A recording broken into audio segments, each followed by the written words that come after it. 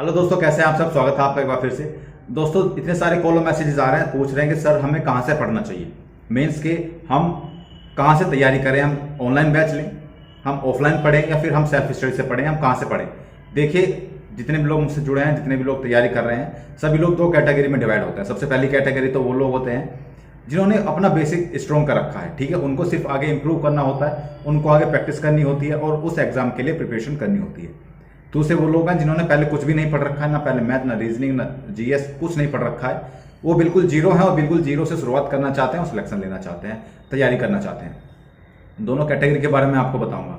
सबसे पहले जिन्होंने अपना बेसिक स्ट्रॉन्ग कर रखा है, ठीक है, वो लोग, उनके लिए मैं रिकमेंड करूंगा सबसे पहले, जो ये मेरा ओपिनियन है, आपका ओपिनियन अलग भी हो सकता है दोस्त, ठीक है, कि सबका ओपिनियन अलग अलग होता है, लेकिन जो मुझे अच्छा लगता है, जो मुझे फील होता है, जो मैंने अब तक के एक्सपीरियंस से सीखा है, वो यही सीखा है कि अगर आपने अपना बेसिक स्ट्रॉन्ग कर रखा है, ठीक है, तो आपके लिए सेल्फ स्टडी से बेस्ट कुछ हो ही नहीं सकता, नथिंग। मैं आपको उसके फायदे और नुकसान बताता हूं। अगर आपने ऑनलाइन बैच ले लिया तो ऑनलाइन में आप आधे घंटे का मटेरियल 2 घंटे में पढ़ते हैं, आप सब लोग को ये जानते भी हैं। उसमें बहुत टाइम और आपकी एनर्जी दोनों वेस्ट होगी।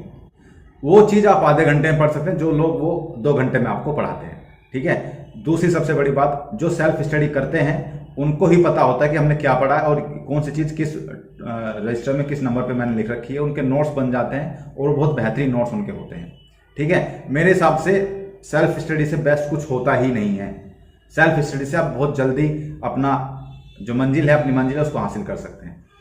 और दूसरी बात, अगर आप फिर भी दिल नहीं मानता है आपका, क्योंकि बहुत सारे लोग तो कहते हैं कि सर हमारा दिल तो नहीं मानता, हम फिर भी लेंगे, तो आप ऑनलाइन कोचिंग ले सकते हैं, किसी का भी बैच ले सकते हैं। उसमें कोई, मैं ना तो रोक रहा हूँ किसी को लेने के लिए और ना ही किसी को लेने के लिए रिकमेंड कर रहा हूँ, आप उसको ले सकते हैं।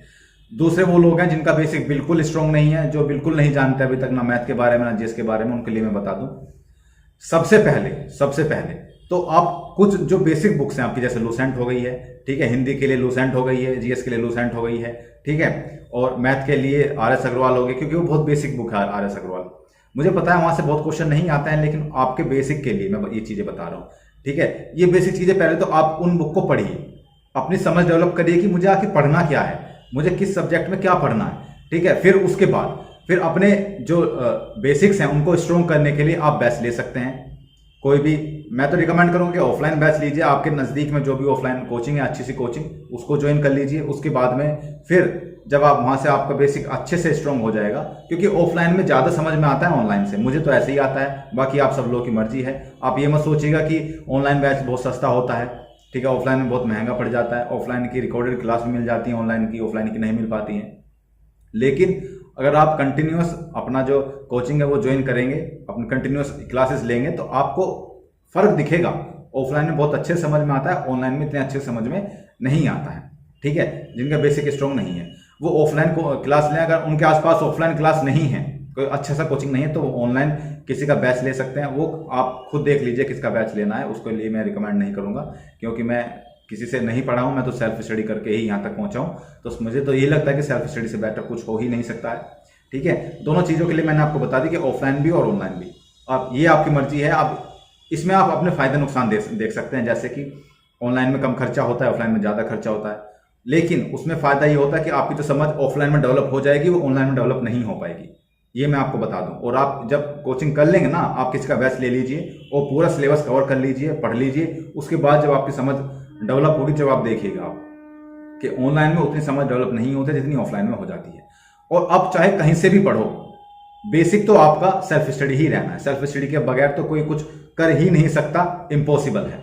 आप कितना भी कोई रामबाण आपको दे दे, कोई गोली दे दे, कैप्सूल दे दे, खा लो और आप सब लोग पास हो जाओगे, नहीं। जब तक आप स्वयं मेहनत नहीं करोगे, स्वयं से सेल्फ स्टडी नहीं करोगे, तब तक आप नहीं कुछ कर पाओगे अपनी लाइफ में, ठीक है।